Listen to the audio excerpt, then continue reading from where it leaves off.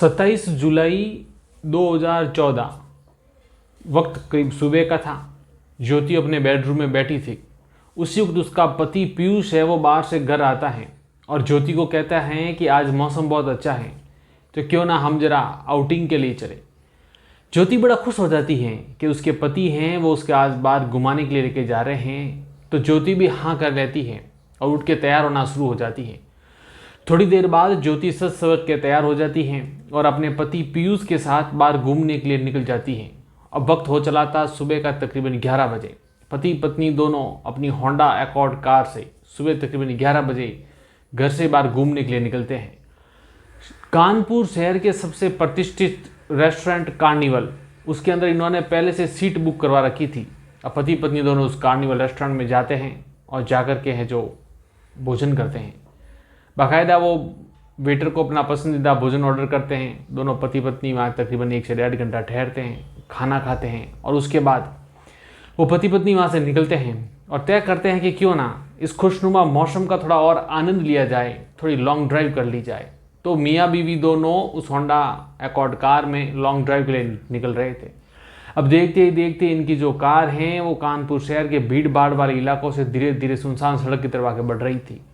जो ही एक चौराहे को कार क्रॉस कर रही थी उसी वक्त पीयूष अपने कार के मिरर से देखता है कि पीछे 2 बाइकर हैं वो बड़ी तेज गति से बाइक लेके आ रहे हैं। उन दोनों बाइक्स पर तकरीबन 4 लोग सवार थे। पीयूष को पहले तो देखने में नॉर्मल घटना लगी कि कोई बाइकर हैं अपने वो भी शायद एंजॉय के मूड से होंगे, लेकिन देखते ही देखते वो दोनों बाइकर जो आए वो दोनों बाइक्स हैं वो पीयूष की होंडा अकॉर्ड कार को ओवरटेक करके उसके आगे लग जाती है। अब पीयूष को समझ नहीं पाया था। उन दोनों बाइक्स के वो जो 4 लोग थे वो उतर के पीयूष के पास आते हैं, पीयूष की गाड़ी का दरवाज़ा खुलवाते हैं और फिर पीयूष के साथ मारपीट शुरू कर देते हैं। मारपीट भी उस कदर करते हैं कि पीयूष खुद को संभाल ही नहीं पाता है।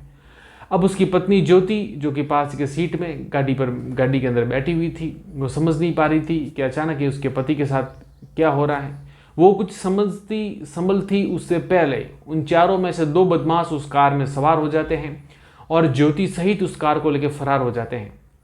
अब पीछे जो 2 बदमाश रहे थे वो दोनों अपनी अपनी बाइक्स लेकर फरार हो जाते हैं। अब पीयूष देखते देखते मारा पीटा गया और वहाँ सड़क पर पड़ा रह गया। उसकी आंखों के सामने उसकी कार और उसकी पत्नी ओझल हो चुके थे। वो कुछ समझ नहीं पा रहा था। हाँ, उसके पास उसका फ़ोन रह गया था। तो उस घटना स्थल से वो अपने पिताश्री को फ़ोन करता है और सारी घटना का जिक्र करता है और उसके बाद किसी बाइक वाले से मिन्नतें करके वो लिफ्ट मांगता है और संबंधित थाने में चला जाता है। थाने में जाकर के अपने साथ घटित पूरी घटना को विस्तृत तरीके से पुलिस को समझाता है।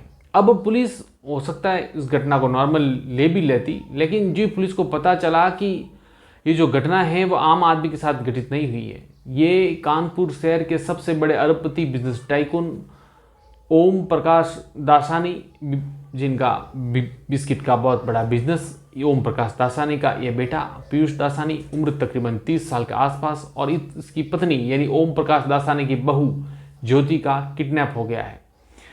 अब ये फ़ोन है वो पुलिस के आला अधिकारियों के पास जाता है तो सारे अधिकारी हैं वो हरकत में आ जाते हैं क्योंकि अभी हाई प्रोफाइल में मैटर था और आफ्टर ऑल पुलिस को भी अपनी लॉ एंड ऑर्डर का जवाब देना था। तो सब लोग हरकत में आ जाते हैं। इधर ये जो पीयूष हैं अपनी सारी बात है वो बताने के बाद घर चला जाता है। पीयूष के घर में कोहराम, उन मौज 2 साल पूर्व ही तो उनकी शादी हुई थी।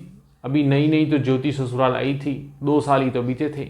और वो कौन ऐसा दुश्मन है जिसने ज्योति का किडनैप कर लिया।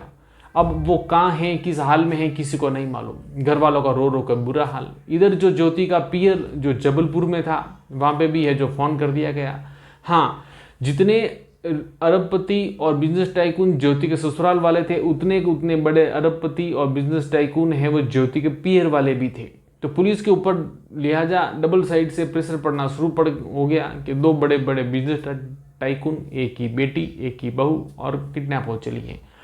अब प्रथम दृष्टया पुलिस को यह लगा कि वो किडनैपिंग का केस है क्योंकि उत्तर प्रदेश में उस जमाने में किडनैपिंग होना और फिरौती मांगना आम बात थी। तो पुलिस है वो ये जो पीयूष हैं दोबारा उसके घर गई। वहाँ पुलिस का अधिकारी उसके घर गए, पीयूष से सारी घटना को एक बार फिर से जानने समझने की कोशिश की और वो इसी इंतजार में थे कि अगर किडनैपिंग हुई है तो फिरौती वाला अपनी फिरौती मांगने के लिए क्या रास्ता अख्तियार करता है। अब पुलिस है वो अपराधियों को ढूंढ ही रही थी। वक्त बीतता चला गया। तकरीबन 1 से 1.5 घंटे बाद पुलिस के कंट्रोल रूम से एक फ़ोन आता है और वो फ़ोन होता है कि कानपुर के सुनसान सड़क पर एक होंडा अकॉर्ड कार खड़ी है। तो पुलिस पहुंच जाती है उस कार के पास। जब पुलिस उस कार को देखती है तो पुलिस ये सुनिश्चित कर लेती है कि ये कार तो पीयूष दासानी की ही है, लेकिन ज्योति कहाँ है। तो ज्यों ही वो पुलिस से वो कार के पास जाती है, कार का दरवाज़ा खोलती है, तो पुलिस के लोग 2 कदम पीछे हट जाते हैं, क्योंकि अंदर का जो मंजर था वो देखने लायक नहीं था। ज्योति खून से लथपथ कार के अंदर पड़ी थी। पूरी कार के अंदर खून बिखरा हुआ था और खून इतना ताज़ा था कि ज्योति की बॉडी से अभी भी खून निकल रहा था, यानी अभी अभी उसका मर्डर हुआ है, खून जमा तक नहीं है। तो पुलिस उस डेड बॉडी को अपने कब्जे में लेती है और पोस्टमार्टम के लिए भिजवा देती है और खबर पहुंच जाती है पीयूष के घर वालों तक कि आपकी बहू, जिसको आप समझ रहे थे कि किडनैप हुई है, उसका तो मर्डर हो चुका है। तो पीयूष अपने घर वालों के साथ ज्योति की डेड बॉडी लेने के लिए जहाँ पोस्टमार्टम हो रहा था वहाँ पहुँच जाता है। वहाँ पहुँचता है। अब पुलिस तो पुलिस है, उसको हर नज़रिए से इस घटना को देखना था। पुलिस के ऊपर काफ़ी प्रेशर था कि आखिरकार वो कौन लोग थे, आखिर उसको किडनैप किया तो क्यों किया, क्या फिरौती मांगने की उसकी वजह थी, अगर वजह थी तो फिर फिरौती मांगी क्यों नहीं, उसका मर्डर ही क्यों किया, अगर मर्डर कर दिया तो ज्योति का किसके साथ ऐसी उसकी जातीय दुश्मनी थी। अब जाहिर सी बात है, कानपुर में तो 2 साल पहले शादी होकर आई थी, उसका घर से बाहर ज़्यादा निकलना था नहीं, तो दुश्मन था कौन, आखिरकार वो कौन शख्स था जिसकी वजह से ये सब हुआ। तो जब ये ज्योति की डेड बॉडी लेने के लिए उसके परिवार वाले आए तो पुलिस का एक आला अधिकारी ने एक बात नोटिस कर ली, और नोटिस ये की कि जो पीयूष हैं उसने कपड़े चेंज कर रखे हैं। यानी जब पीयूष के साथ जब 1.5 घंटे पहले जब पुलिस उसके घर इंक्वायरी कर रही थी तो जो पीयूष हैं उसके कपड़े अलग पहने हुए थे। 1.5 घंटे बाद वो अपनी पत्नी की डेड बॉडी लेने गए तब उसके कपड़े अलग थे। अब पुलिस के आला अधिकारी इस बात पे सोचते भी हैं कि भला ये कैसे संभव है। 1.5 घंटे पहले एक घटना घटित होती है, पति को बुरी तरह से मारा पीटा जाता है, पत्नी को किडनैप कर लिया जाता है और उस वक्त उसके कपड़े अलग थे। 1.5 घंटे बाद उसकी डेड बॉडी लेने के लिए आ रहा, उस वक्त उसके कपड़े अलग। घर वालों को रो रो के बुरा हाल, इवन पीयूष का खुद का बुरा हाल।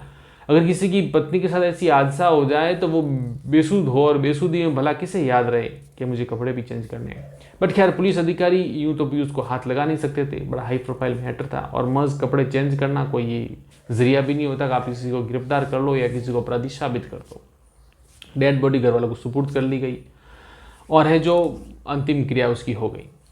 अब वक्त बीतता चला गया, पुलिस हर तरीके से जांच पड़ताल कर रही थी। इसी दरमियान जो पुलिस हैं उसको पीयूष के नंबर हाथ लग जाते हैं, और तो पीयूष के नंबर हाथ लगते हैं तो पुलिस तय करती है कि पीयूष का जो पूरा कॉल डिटेल है वो खंगाला जाए।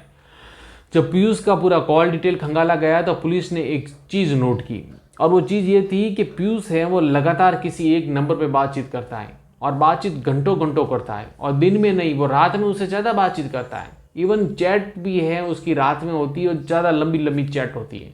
तो पुलिस उस नंबर को ट्रेस करके उसकी पूरी डिटेल खंगालने की कोशिश करती है। तो पुलिस को बड़ी रोचक एक जानकारी पता चलती है कि सामने जो है वो कोई लड़की है, उसका नाम मनीषा है। जब पुलिस पता लगाती है कि मनीषा कौन है तो पता चलता है कि कानपुर के एक बहुत बड़े अरबपति व्यापारी, वो भी एक तरीके के बिजनेस टाइकून, उनकी पुत्री है।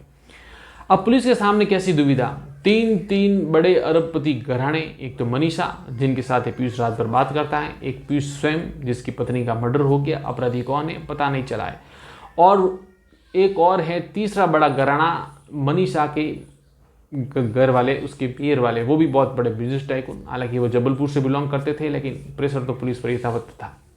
तो पुलिस सब सारी परतें उधेड़ने की कोशिश कर रही थी। तो पुलिस को धीरे धीरे कुछ ज़्यादा सबूत है वो पीयूष के खिलाफ, शंका है वो पुलिस की पीयूष के खिलाफ जा रही थी, लेकिन पुलिस को इतना सबूत मिल नहीं रहा था। तो इस घटना के तकरीबन 3 से 4 दिन बाद पुलिस ये तय करती है कि क्यों ना पीयूष को एक बार थाने लाकर उससे पूछताछ कर ली जाए। लेकिन कैसे?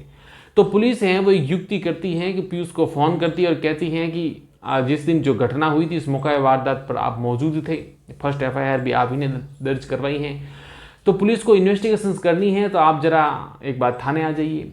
तो पीयूष को भी लगता है कि ठीक है, एक सामान्य प्रक्रिया है, पुलिस जांच कर रही है तो मुझे थाने चले जाना चाहिए। तो पीयूष जब थाने आता है तो पुलिस उसे बिठाती है और बिठा करके पूछताछ करती है, लेकिन पीयूष है वो बात कहता है जो उसने FIR में लिखवाई थी। हालांकि पीयूष ने एफआईआर में लिखवाया था कि मुझे बुरी तरह से मारा गया, पीटा गया, लेकिन मजे की बात यह है कि पीयूष के शरीर पर कहीं भी चोट के निशान नहीं थे। इवन जो कपड़े पहने हुए थे वहाँ वो भी कहीं से फटे हुए नहीं थे, या कपड़ों को देख के ऐसा लग ही नहीं रहा था कि इसको मारा पीटा गया होगा। तो पुलिस है वो पीयूष को बताती हैं कि ये लड़की है को मनीषा, जिसकी कॉल डिटेल हमें मिली है, आप उनसे बातें भी कर रहे थे, लेकिन पीयूष स्वीकारता नहीं है। पीयूष कहता है कि वो मेरी फ्रेंड है और उसका इस मर्डर के साथ कोई ताल्लुकात नहीं है। पीयूष के साथ पुलिस का पूछताछ करती हैं और पीयूष बार बार अपने उस जो पहले जो स्टेटमेंट दिया था उसने उसी पे कायम रहता है।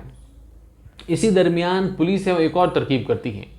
जो ये पीयूष की जो मित्र है मनीषा, उसे कॉल कर देती हैं और पुलिस बताती है कि जो आपका मित्र है पीयूष हमारे थाने में बैठा हुआ है, आपको तो पता ही है इसकी पत्नी का किसी ने मर्डर कर दिया है, बड़ा दुखी है, ये तो स्वयं चाहता है कि हत्यारा कौन है उसे पुलिस पकड़े, तो क्यों ना इस स्थिति में आप यहाँ आए, अपने दोस्त के साथ कुछ बातें करें, इसको ज़रा साथ दें, सहारा दें, ताकि ये संभले और हमारी जांच में सहयोग हो, और आप चाहती हो कि उसका हत्यारा पकड़ा जाए तो आप उसका सहयोग करें।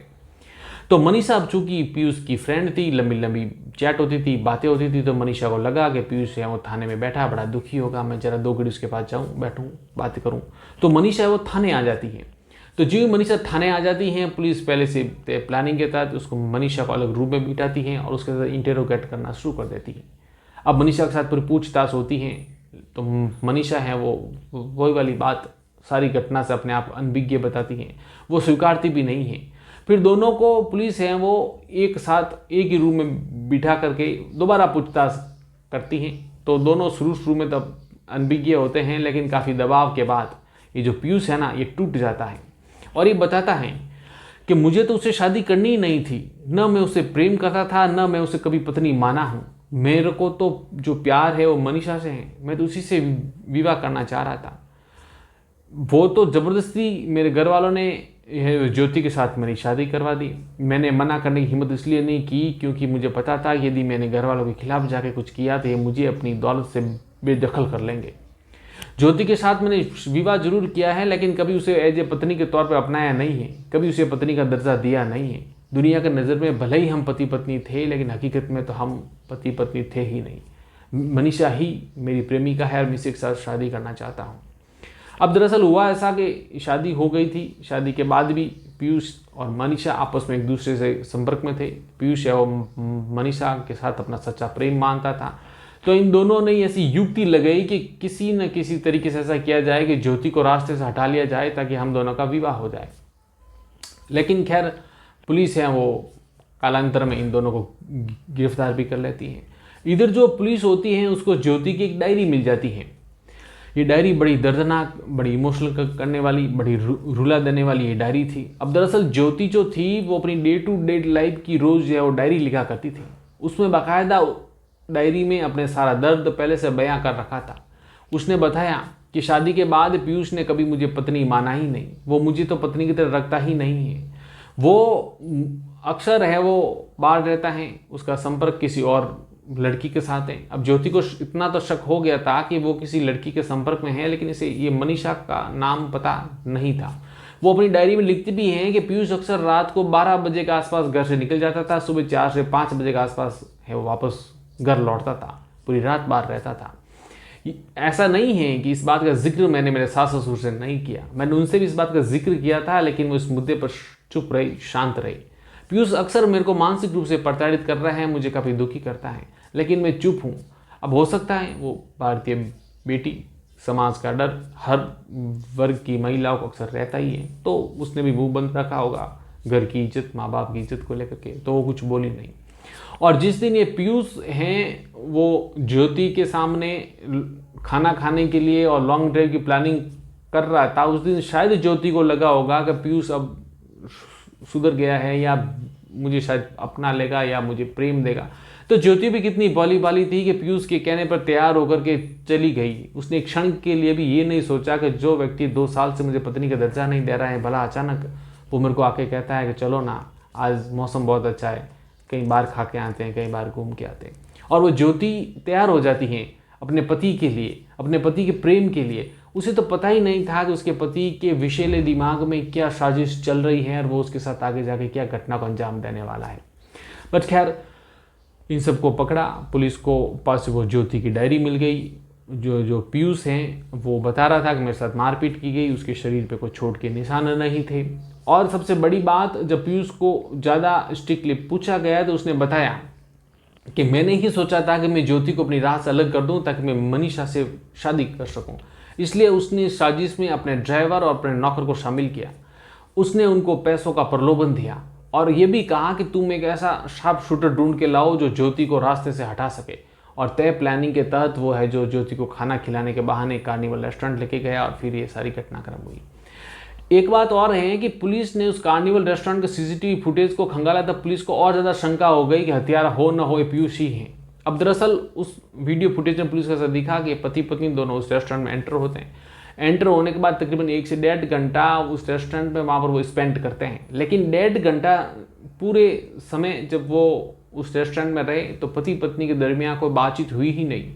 हाँ, ये पीयूष है वो किसी से फ़ोन पर लगातार बात किया जा रहा था, उसके अलावा कुछ था नहीं। बस वो वेटर आता है, ऑर्डर करते हैं, भोजन करते हैं, बिलिंग होती है, उसके बाद ये बाहर निकल जाते हैं।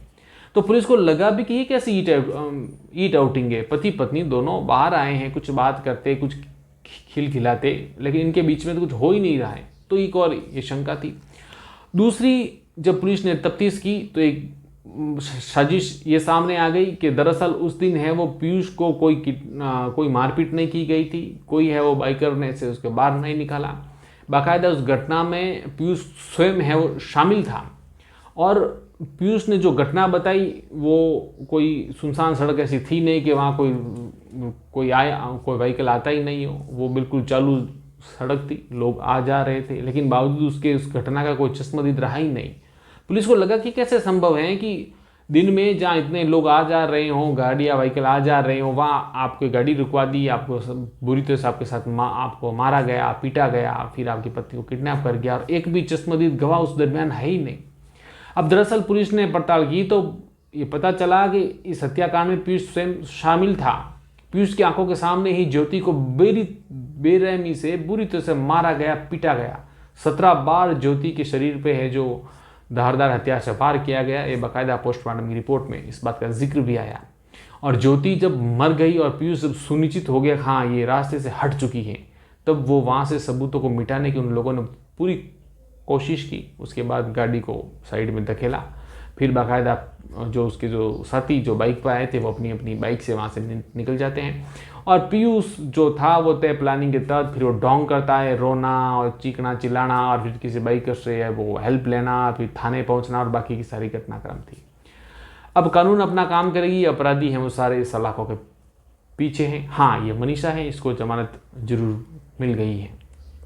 अब देखिए ये जो घटनाक्रम था, इन दोनों के प्रेम के चक्कर में 3 खानदान बर्बाद हो गए। सबसे पहला तो मनीषा, उसका परिवार, इतना बड़ा घराना बिजनेस टाइकून, और उनकी बेटी ने ऐसा कांड कर दिया तो जाहिर सी बात है हिंदुस्तान है, बट्टा तो लगता ही है। फिर पीयूष का स्वयं का घर, वो तो खैर डूब ही गया। पीयूष ने अपना जीवन तो वैसे बर्बाद कर ही दिया, पर देखो पैसों वालों की माया है, क्या हो सकता है। और इस पूरी घटना में जो निर्दोष घराना और निर्दोष प्राणी को था तो वो ज्योति थी। शायद वो अपने पति, अपने ससुराल, अपने प्रेम को बचाना चाह रही थी, इसलिए 2 साल तक उसको पत्नी का दर्जा नहीं मिला, बावजूद उसके वो चुप रही। उसने अपना जिक्र है वो अपनी दैनिक डायरी में जरूर किया, लेकिन शायद किसी को बताया नहीं होगा, इसलिए ये 2 साल तक चल भी गया।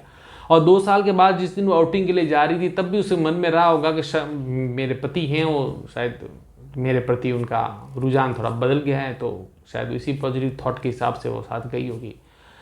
तो नुकसान जो है वो सबसे ज़्यादा ज्योति और उनके पीयर वालों को हुआ। हालांकि वो भी बहुत बड़ा बिजनेस टाइकून, लेकिन क्या करें, बेटी हैं वो खो गई है। तो चलिए आज की कहानी है वो इतनी ही थी। आपसे रोज़ की तरह यही दरख्वास्त है कि यहाँ तक आपने कहानी को सुन लिया हो तो जाने से पूर्व चैनल को सब्सक्राइब करना ना भूलें, लाइक करें, शेयर करें और कमेंट करें। इस कहानी के बारे में जो भी आपके ख्यालात हैं उसके लिए कमेंट सेक्शन खुला है, दिल खोल के कमेंट कीजिएगा। मिलते हैं इस तरह की नई कहानी में, तब तक अपना ख्याल रखिएगा।